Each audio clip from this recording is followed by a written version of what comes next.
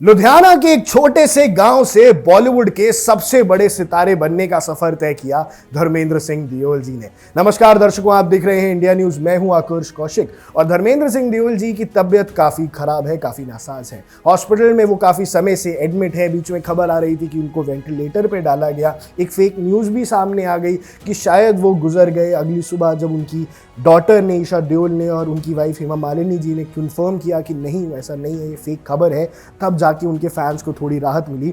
पर इनका करियर इतना ग्लोरियस रहा, ऐसा करियर रहा जिसने कितने ही लोगों को प्रेरणा दी।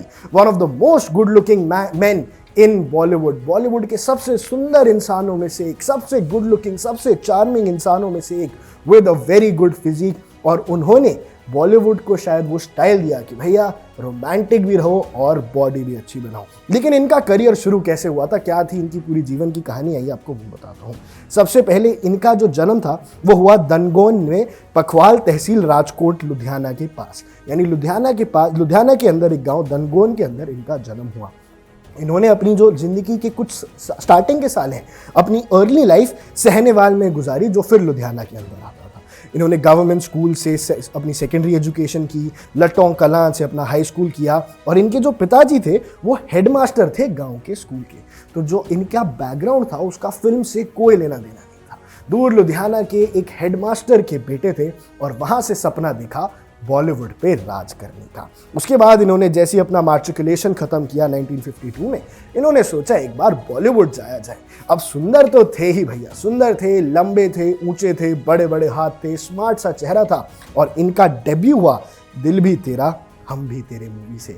65 साल पहले ये मूवी आई और दुनिया को मिला एक नया सुपरस्टार, 1960s और 70s का सबसे बड़ा स्टार। 1960 में जब इनकी पहली मूवी आई दिल भी तेरा हम भी तेरे, तो इन्होंने बॉलीवुड के अंदर हलचल मचा दी। यार ये कौन है, ये लंबा भी है, एक्टिंग भी अच्छी करता है, इसकी बॉडी भी अच्छी है, स्मार्ट भी बहुत है। उस जमाने में सारी हीरोइंस दीवानी हुआ करती थी धर्मेंद्र सिंह दियोल के।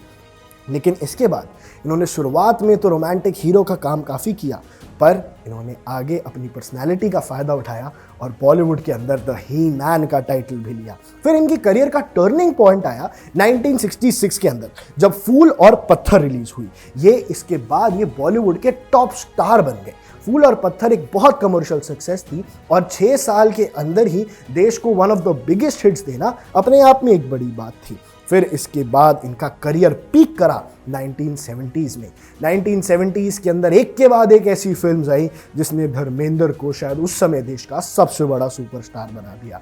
और इसी दौर में आई एक ऐसी फिल्म जो बॉलीवुड के अंदर एक आइकॉनिक फिल्म मानी जाती है, जो बॉलीवुड की फिल्म की लाइनअप में जब भी उसका नाम लिया जाता है तो उस महफिल में चार चांद लग जाते हैं।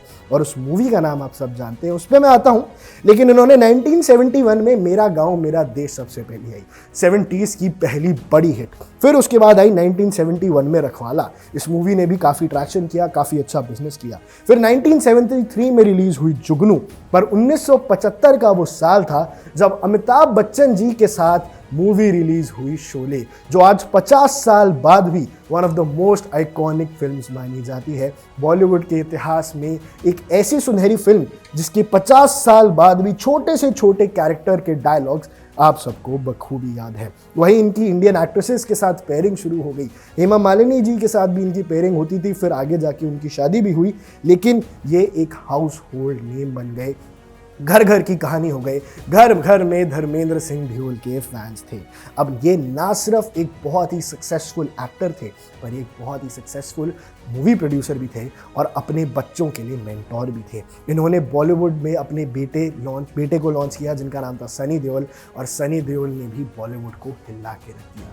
गदर जैसी मूवी सामने आई जिन्होंने एक्शन को फिर रीडिफाइन कर दिया। सनी देओल ने अपना एक स्टैंड बनाया धर्मेंद्र जी से अलग और उस लेगेसी को आगे लेके गए। बॉबी देओल ने भी अपने करियर के इनिशियल स्टार्टिंग में उतनी सक्सेस को नहीं पाया, थोड़ी शेकी स्टार्ट रही।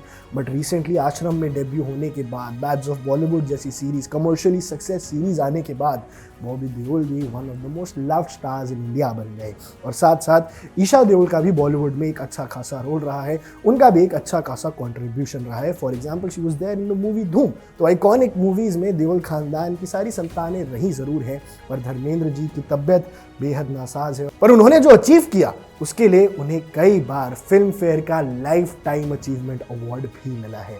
बॉलीवुड के अंदर इनका जो रोल है वो कोई अंडरमाइन नहीं कर सकता। हम इनकी स्पीडी रिकवरी के लिए प्रे जरूर कर रहे हैं, लेकिन धर्मेंद्र साहब एक बड़े लेजेंड हैं।